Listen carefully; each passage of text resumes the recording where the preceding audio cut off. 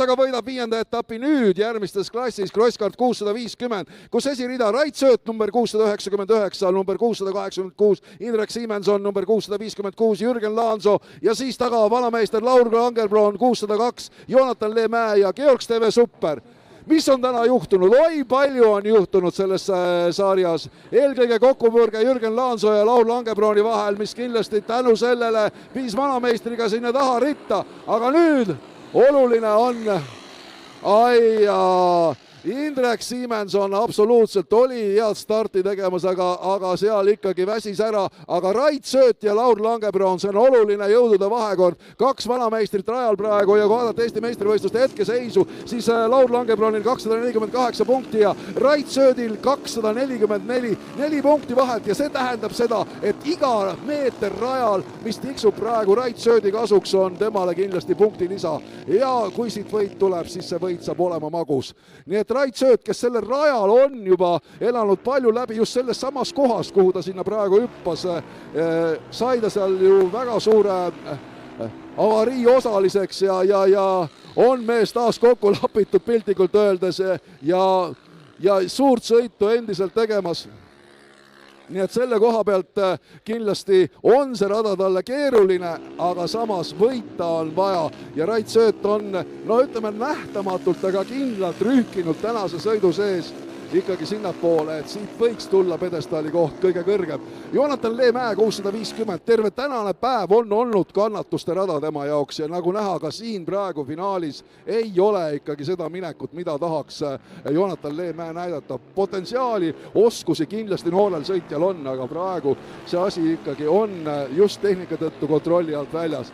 Rait Sööt, Jürgen Laanso väga kõvasti ka vanadele sõitjatele kandadele astumas ja Laur Langebroon on ennast siin praegu ikkagi 3. kohale upitanud endiselt tagasi pärast starti. Ja usun, et nende 3 vahel täna ka siin selles klassis need kohad ära jagatakse. Kus, kes, kui palju, see on praegu koht. Ja Rait Sööt kindlasti ei ole kiiruse poolest nii võimas, aga praegu läheb ja võtab Jürgen Laanso ise jokkeri ära ja nüüd on oluline Jürgeni koha pealt vaadatuna, et ta jääks Laur Langebrooni ette ja tuleb sealt välja ja tulevad sealt koos ja on juba täna seal Laur Langebroon natukene vääratanud ja lennanud kokku just selle sama Jürgen Laansoga. Ja jälle olid nad sealt jokkeri ja väljasõidu vahel koos, aga nüüd kas siis teadlikult või lihtsalt jäid ikka kenasti rajale, Laanso jäi rajale ette ja Langebroon sinna selja taha, aga mis on oluline just Jürgen Laanso poolt vaadatuna, tal on nüüd see jokkeri jõnks võetud ja mida teeb Rait Sööt sinna vastu, ka Raidul on vaja ju jokkeris lõpuks ikkagi ära käia, aga siukene paugutamine tema selja taga käib ja usun, et nii sellist ülemõistuse turvalist edu ta sisse ei saa. Joonatan Leemäe jääb seal juba liidrile jalgu, nii et Rait Sööt on sealt juba ka Joonatan Leemäest mööda saanud ja Rait Sööt tuleb. Rait Sööt tuleb. Nii, Rait Sööt ees ja vahepeale mahub Joonatan Leemäe.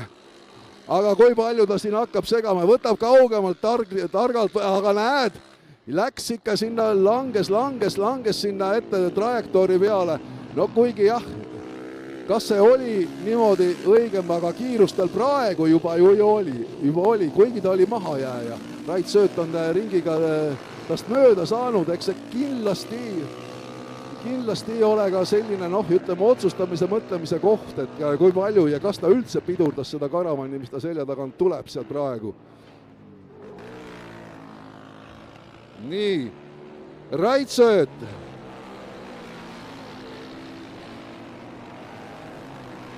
Jürgen Laanso, Laur Langebroon.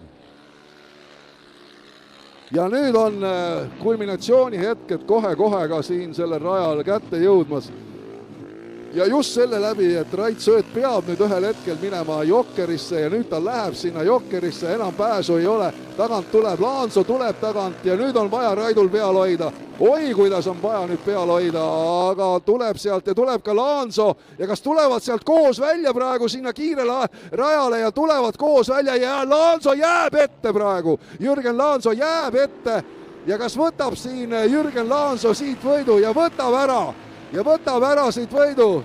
Jürgen Laanso võtab võidu, Rait Sööt teine, Laur Langebroon 3. tehti ikkagi veteransõitjatele siin praegu selgelt ära ja tehti väga korralikult ära. Jürgen Laansoo, kes on täna siin juba sellel rajal sellise, no ütleme, raske, kokkupõrke läbi elanud just selle sama koha pealt, kus nad seal praegu Rait Söödikaga alla sinna orgu tulid. Ja nüüd leidis ennast sellise kindluse ikkagi ja kiiruse. No selge, ta on olnud täna läbi päeva korralikult kiire, aga siin jah, Rait Sööt võib-olla oli juba kindel, et vormistan ära, aga ikkagi üks sõitja arvas teistmoodi ja see sõitja oli Jürgen Laansoo. Igati tubli sõitja, igati tubli esitus noore sõitja poolt, nii et Rait Sööt teine, Laur Langebron kolmas, nii et usun, et see vahe, mis siin praegu oli, läheb veel väiksemaks Laur Langebroni ja Rait Söödi vahel, nii et selles suhtes jääb kindlasti kõik suuresti ikkagi otsustada viimase etapil, nii et absoluutselt mitte midagi ei ole selge veel Crosskart 650 arvestuses, nii et selliseks põnevaks on see sõit siin praegu kiskunud, nii et Jürgen Laansoo nüüd läheb ka meie mikrofoni äärde ulatusse ja üsna pea kuuleme ka, mida Jürgen Laansoo siis täna supersõidust arvab.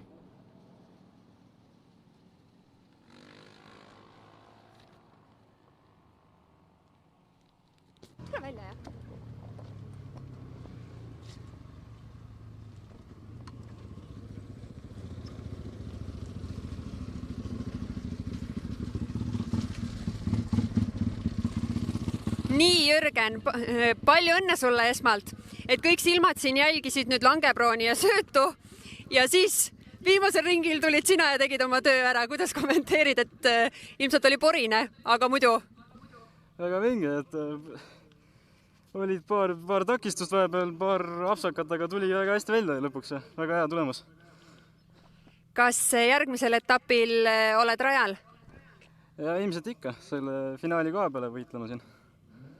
Väga äge ja ma loodan, et masin jäi terveks, ise tunned ennast hästi ja lähed rõõmsalt oma esikohta vastu võtma.